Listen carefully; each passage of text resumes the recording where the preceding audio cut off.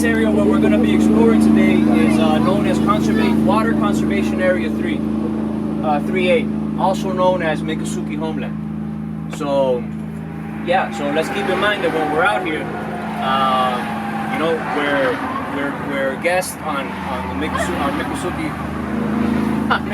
land.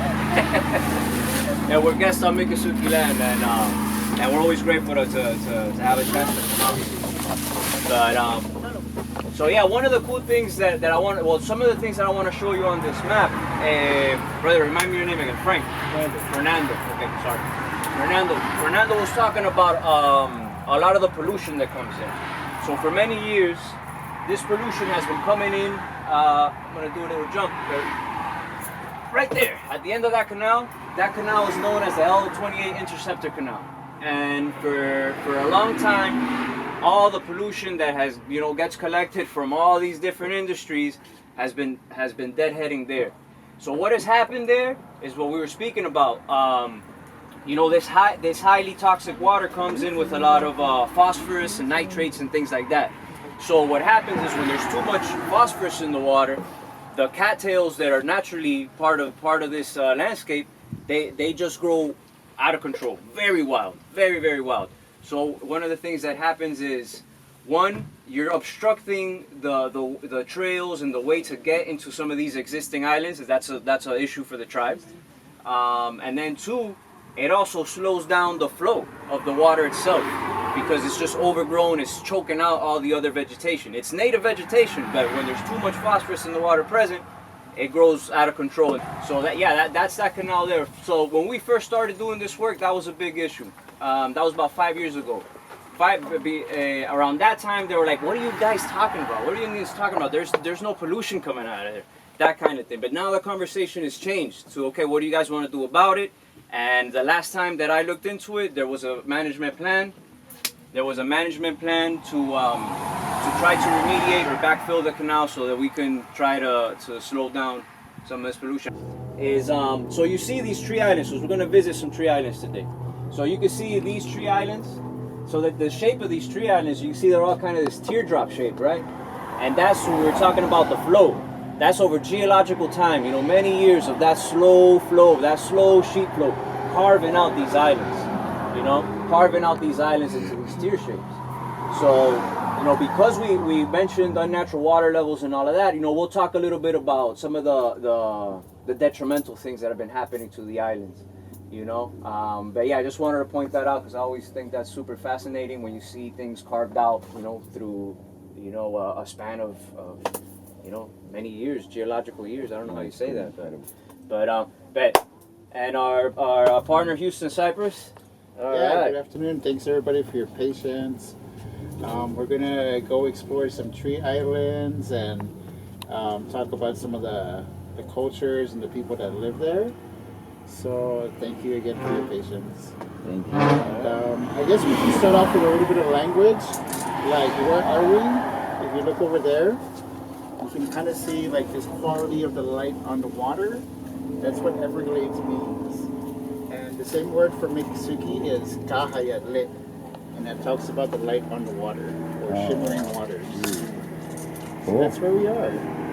Shimmering waters. Awesome. Kahayatle. And you know what we're looking like today. Oh wow. You know, and like I was talking about before, you know, we'll be in a ridge and slough habitat. You know, and we're here on the coastal ridge, which was Pine Rockland. You know, so that's really where, you know, where we're at. You know, like our homes. So that's why the further that they start getting into here, the more the problems of flooding and the urban development, the boundary line, all of that becomes an issue. Because we took up that highland, but you know, this is you know, this is what we like to refer to as the Everglades. And if you want, even put it north of here. Some people dispute from here or from here, but it's the whole region to me. You know. So yeah, so just so we know, got an idea, and we have a bird's eye view when we're out there. Sweet. All right, cool. So let's get on this boat.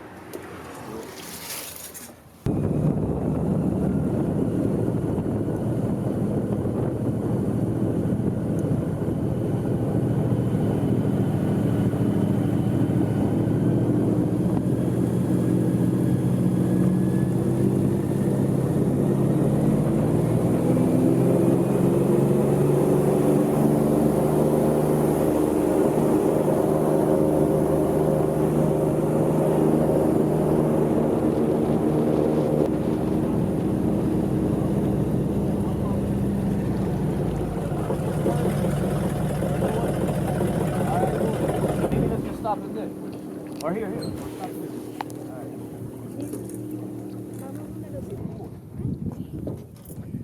Cool, man. So, our airboat trip, or any trip to the Everglades, as far as we're concerned, wouldn't be complete if we didn't. It wouldn't be complete if we didn't come out here and just chill for a moment. So at this point in time, you know, we always like to come out and you know, and just hang out for as many minutes as we can get away with, because we're on a schedule, unfortunately. But yeah, you know, just the physics of being in this biological vastness is such that it has a quality where just being out here, our blood pressure is normalizing. You know, just being out here, away from so much electromagnetic smog, we'll have a little bit more clarity inside. So, you know, we always come out here. And then another thing is that we don't know when we're gonna come out here again. So every time we always want to stop, and it's a point in time where Houston and I, you know, we express gratitude that we're able to come out here and bring new people and share this, you know. But like, we don't know when we're coming out. We have a date, but we don't know. We have dates, but we don't know. So it's always very special when we're able to come out here, you know. And that's another thing that's really unique and special about our trips, that you wouldn't otherwise get to come out here. You wouldn't otherwise get to come out here unless you had a permit or you were part of the tribe. So, you know, a lot of times we come out here, we think we're gonna see alligators fighting pythons and that kind of thing. And sometimes we do. We've seen, you know, crazy stuff like that. But overall, you know, it's a very subtle ecosystem. And, you know, I want to keep emphasizing that, you know, because the function that this plays is, I always envision it, you know, we're in the liver and kidneys of the world when we're here. You know, and now with that overview, that bird's view map, I always kind of see it like that. But that's the function that these wetlands provide. And even with so much pollution and so much damage that we're seeing, and everything, and all this dirty water that comes in, you know, it still makes its way all the way across, and it still comes out cleaner on the other side. You know, and you know, the tribe has done a great job being able to map out through GPS the situation on the tree islands, how they're getting smaller because of unnatural water level.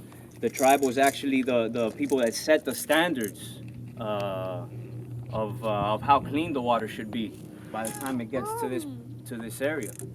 You know, so we got to give them credit for that. But yeah, so just gonna say, yeah, I'm just gonna stop talking now, and then yeah, and the only thing I would ask, if you're gonna take a photo or take anything out of your bag, just do it now in the beginning, so that, you know, as we're into the silence, we don't hear the zipper or we don't hear the click click. And yeah, let's just try to be out here for, I don't know, maybe for about 5 minutes. And the only other thing I would say, there's still a lot of healing that goes on here, and because of the clarity that one can have, you know, we found that it's a good time if there's anything that's troubling your heart, or, you know, got something on your mind, or you need an answer to something that's really been bothering you, or you just want to ask for a good healing, you know, now's the time to do it.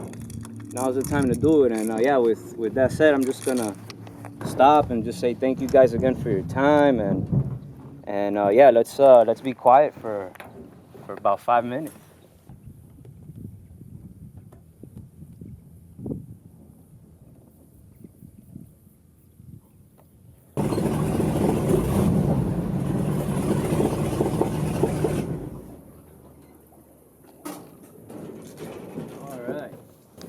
So, Alex, you want to tell us where we are? You don't mind? Well, this island belongs to my cousin John. He's been using it for the tours for about the past maybe 15 years. But like the past 10 years, we've been using it to take care of a few animals on here that we've collected from people from the community and from our wildlife officers sometimes. Yeah, I always like to think of this place as a halfway home for the animals. They do rehabilitation. Look at that. What are these? Yeah, that's a pond apple. Pond apple. They are edible. Yeah? Yeah. I'm never eating them. Wow, that is a serious animal. Oh, look at it. It is wild. Look, he's coming right through here. Oh my god. I guess he's trying to go under that. We came out here for you guys, alright? So look, you put one hand under there.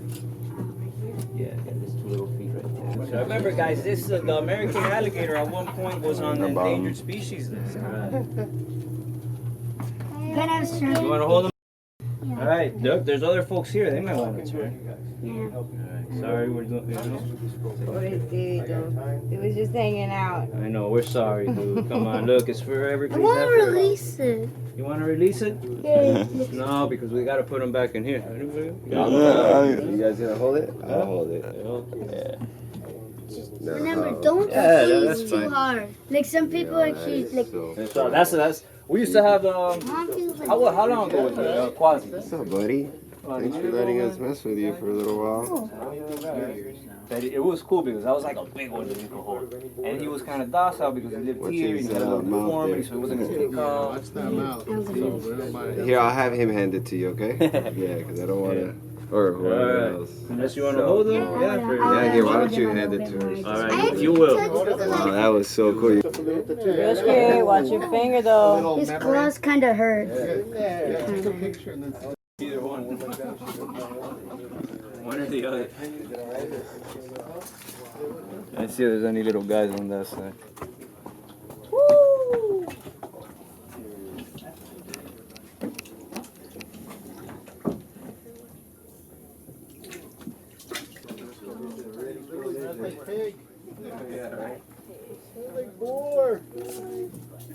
Yeah?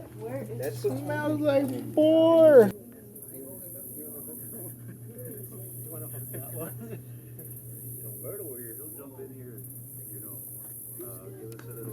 He's about 10 feet. And how much does something like that weigh normally? He probably weighs like maybe 800 Yeah. or more. 800 pounds or more. That's pure muscle, huh?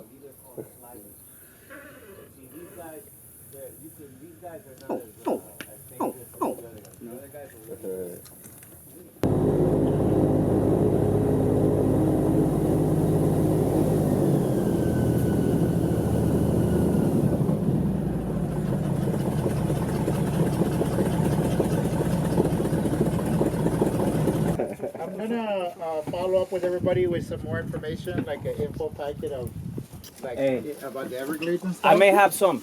Okay. I'm going to run and get them. And So, just to kind of go around the circle, like maybe you can share something that you'll take away from the day, like a memory or something you saw or a feeling. And we're just gonna go around the circle. It could be something quick and easy. We'll go around this way, like something that you'll take away from the day.